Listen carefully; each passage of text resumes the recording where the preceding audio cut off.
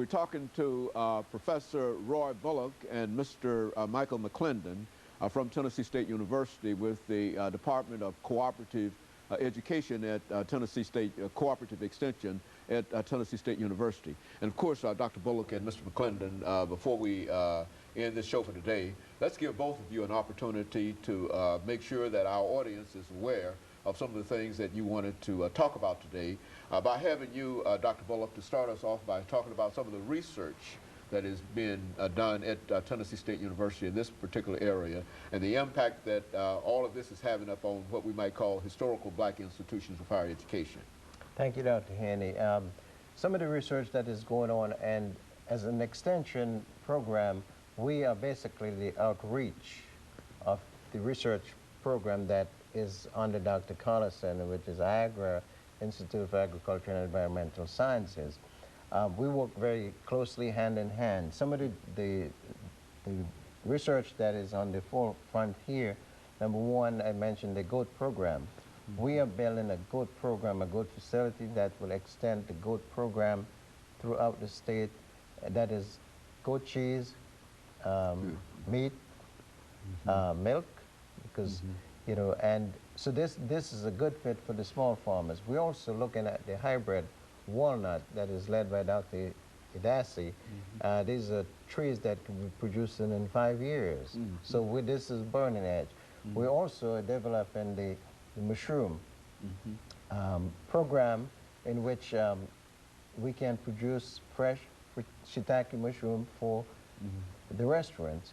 We also have, about a year ago, the very first time in Tennessee, initiated the formation of the Tennessee Organic Association, which is abbreviated TOGA. This is one area that we are trying to provide healthy foods to a community. That is, you know, foods that are grown without chemicals and artificial fertilizers. Organic food. Yes. So we have, Tennessee State has taken a lead in that.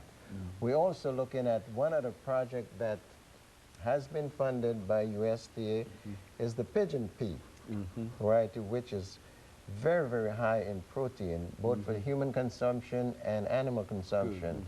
And this is, for this first year, we've started a research project, joint research project, that will move the short day pigeon pea, which you plant around the month of April, and you can harvest that by August. And it's well accepted by most folks that came from foreign country, and it's a very, very delicious pea that is growing, and we do have that on our farm right now.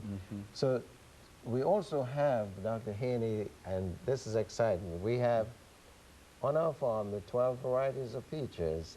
We have about 10 different varieties of blueberries, about 10 different varieties of grapes, and 10 different varieties of blackberries. These are some of the nice things that is going on. We only don't cater toward the food production, we also cater toward the homeowners. You know, in McMinnville, we have one of the most beautiful ornamental stations there that cater toward producing ornamental plants for the homeowners.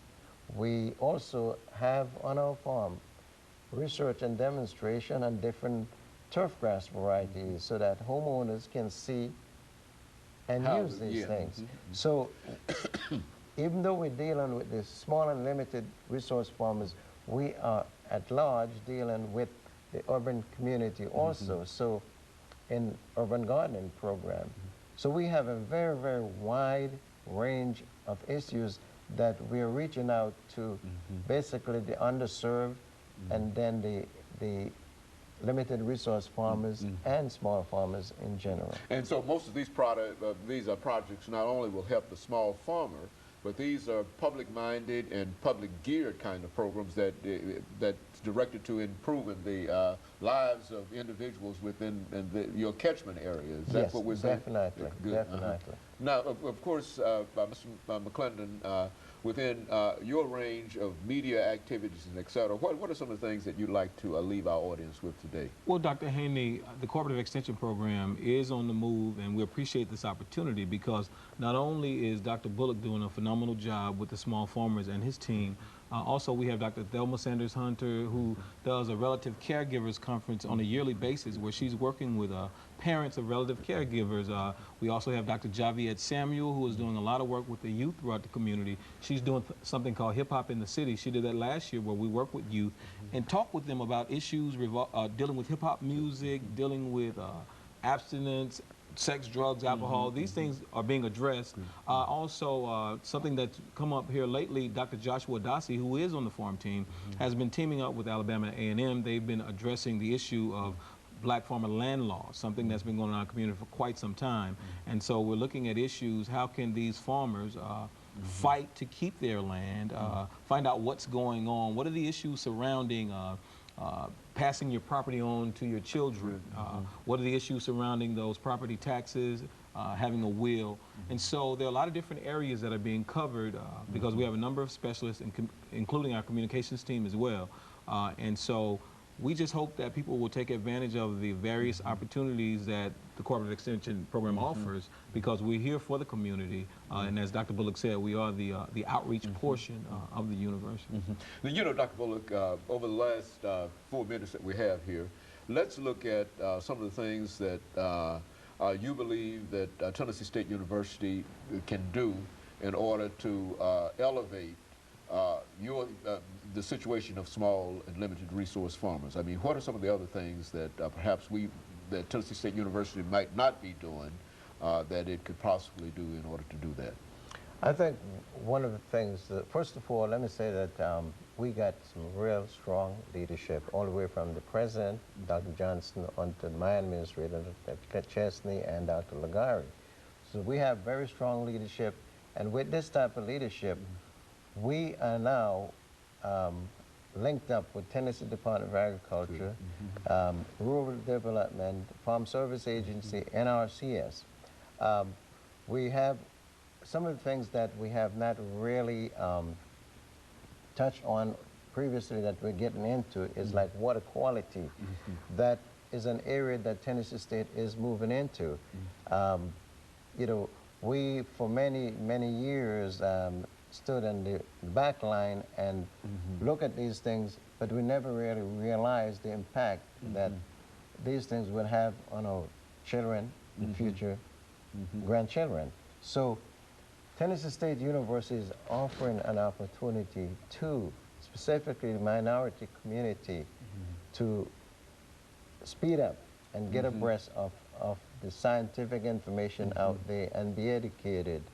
And this is where Mike's distant education program comes into effect, because we're only a very small staff, and with television and the internet and the program that Michael is doing, can reach every single farmer in every corner of this state and outside of it too. So we're moving ahead. Very good. And of course, Mr. McClendon, over the last minute and a half that we have here, let's give you an opportunity to say something about the people that you work with. I think you've already indicated that you've got a small staff, but it's a very, very effective staff, and now you think that you might be able to reach the world through the internet and et cetera. What are some of the folks that support you in that kind of activity? Well, actually, we have a team of about 4 people. Our team leader is Janelle Sargent. Janelle Sargent is Associate Professor of Distance Education, our Distance Education Coordinator, and she's the one who deals primarily not only with the different departments on campus, but also off campus. I'm the media specialist, so I do most of the videography. I'll go out and videotape many events, put together DVDs and duplicate those. Also, we have Princess Patton, who is our editor, and she deals with a lot of our publications, and Jane House. Jane House does a lot of our graphics work, and she's been there working with a lot of our copying, as well as conceptualizing different ideas as they go into media format with relates to print media. So Jane and Princess are a very valuable part of our operation, as well as Ms. Sargent. Very good. And of course, over the last half minute we have here, Dr. Bullock and Mr. McClendon, let me thank the two of you for bringing us that excellent information about Tennessee State University and the Cooperative Extension Program and some of the activities that the two of you are involved with, because I know that as both of you have indicated that you might have a small, limited number of staff, but in terms of the programs and how innovative you are, I think that some of the things that you're dealing with are areas that can really bring small farmers into quite a bit of activity. And we want to thank you for bringing that information to us today. And let us encourage our audience to tune in again next week for another informative edition of Comments. Thank you and good morning.